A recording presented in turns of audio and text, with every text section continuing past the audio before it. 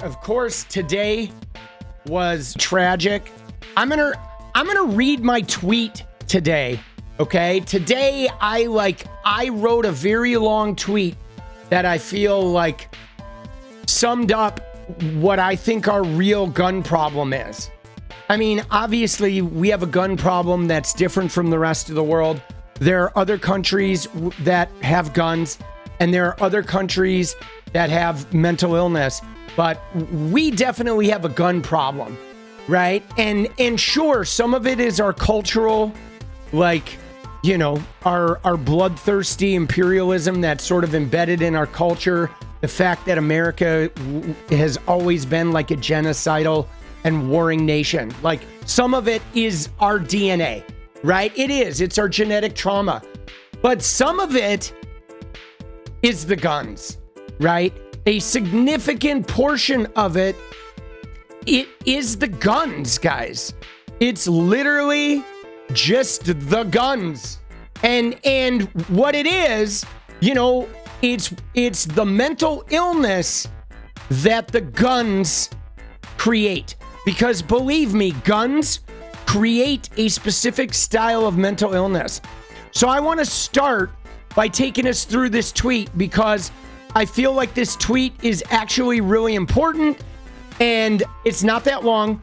It's really sort of prescient, and it's important.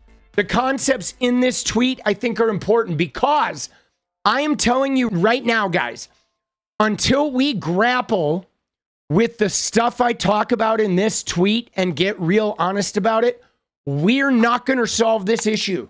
We're not even going to make any headway on this issue.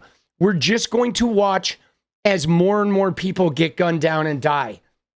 And here's the tweet. You ready? I'm going to read this. Here you go. Because I guarantee you what I say in here is accurate. Okay. It says, another mass shooting, and we're at the same stage we always are, where no one wants to talk about the guns. The right-wingers are all saying the person is trans, like they always do. The person most likely isn't, but even if they were, it wouldn't matter. It's the guns. That won't stop the right wing, though. They will continue to say the person is trans long after the shooting, whether it's true or not, and use this moment to further entrench their hatred for trans people and to obsess about the weird religious obsession with everyone else's sexual habits or gender feelings. Everything but the guns.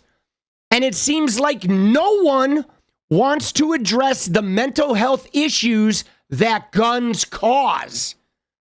How a totally sane and rational person can pick up some guns, especially the high-powered assault rifles and the instant power afforded to them. The power to be able to walk into any room and fundamentally change the fabric of everyone's life in that room forever in an instant. And how that power can corrupt any person and give them a type of mental illness that only guns can cause. It's the guns. This is why guns are so unpredictable. People will say the shooter wasn't that type of guy. They're almost always guys. Or that he wasn't racist. They're almost always white. And yet, as soon as that powerful gun gets in their hands, they start to change. They get corrupted by having an instrument that gives them absolute power over life and death. That is too much power for humans to manage. And especially if they have other proclivities toward violence or unhealed traumas. Guns can foster a special kind of mental illness that affects the mental stability of people who possess them. A disease of power. Every person with a gun has the potential to misuse it because of the unpredictable way that much power affects people. Power corrupts. Guns are power. Guns corrupt. It's the guns.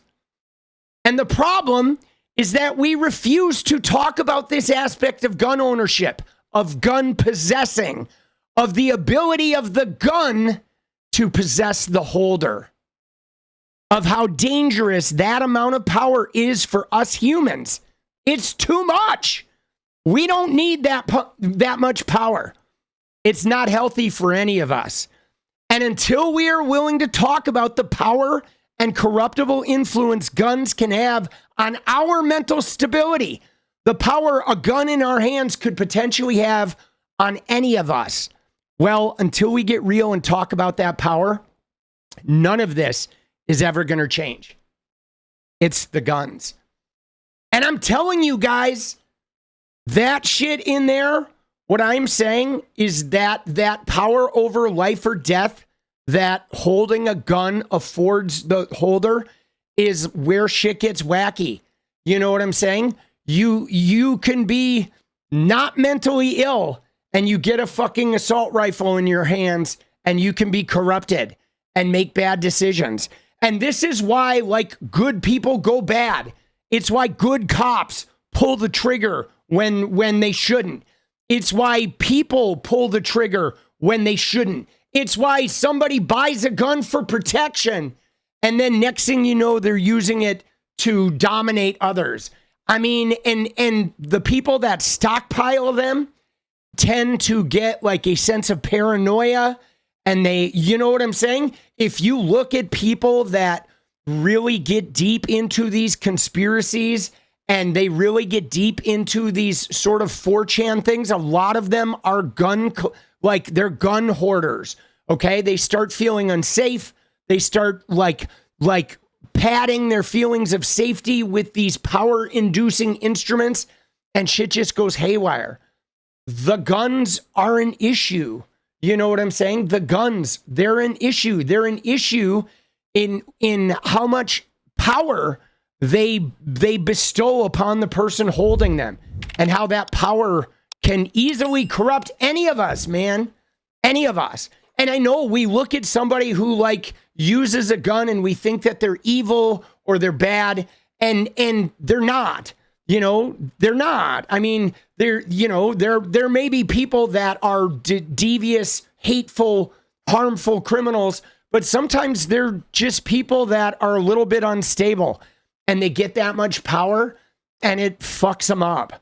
You know, the same way that like a really good guy becomes a cop or a really good guy becomes a politician to like help the world.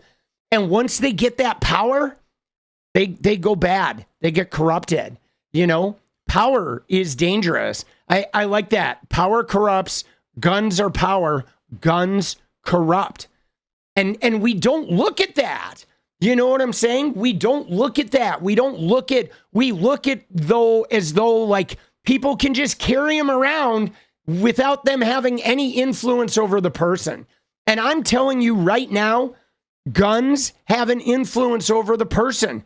It's like this.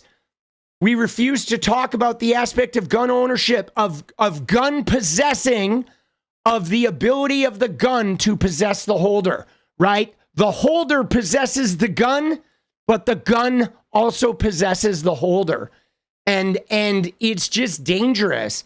You know, the slightest bit of instability or rage issues in a person, you put a gun in their hand and like really unpredictable, harmful shit can happen. And I personally, guys, am so over the prayers thing, this response of like praying. It's like, fuck you to all the politicians, to all of the faith leaders that want to say that like you're praying. It's like, fuck you. You've been praying for fucking, decades, and it's not changing. Okay. Prayers are never going to end this. Okay. If prayers would end this, it would already be ended. Okay. People have been praying about this shit for hundreds of years, bro. Right? It's bullshit. We need to stop praying and we need some practical fucking action. Okay. And it's crazy because if like, you know what I'm saying? If one transgender person wins a medal, they will pass 500 laws regulating transgender people. If one transgender person uses the bathroom, 200 laws regulating transgender people. But 50,000 people a year can die from gunfire, and they refuse to pass any legislation.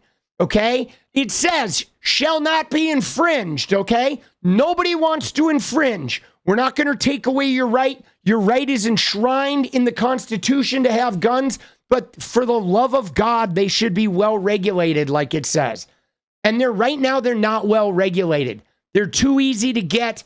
There's no safety requirements when you get one. Like, you know how you can't drive a car without passing a test? You should have to pass some type of safety and mental health test in order to get a gun, right? If you don't take a class and pass a safety class to have a gun, you should not be able to have a gun, period. It should be a 3-month process to get a gun. That involves classroom instruction, a mental health evaluation, a background check, right? You know what I'm saying? Make it so it's like driving a car. So if you want to get behind the wheel of that lethal weapon, you have to like show some level of knowledge and safety, and you have to invest enough of yourself. You have to go out into public, into the classroom, and interact with an instructor and interact with fucking testing people, right? You just can't be like stuck in your 4chan gobbledygook conspiracy shit in a YouTube rabbit hole or a fucking message board, or you know what I'm saying? Right? You can't be alone in a dark room fucking, like purchasing guns online and shit.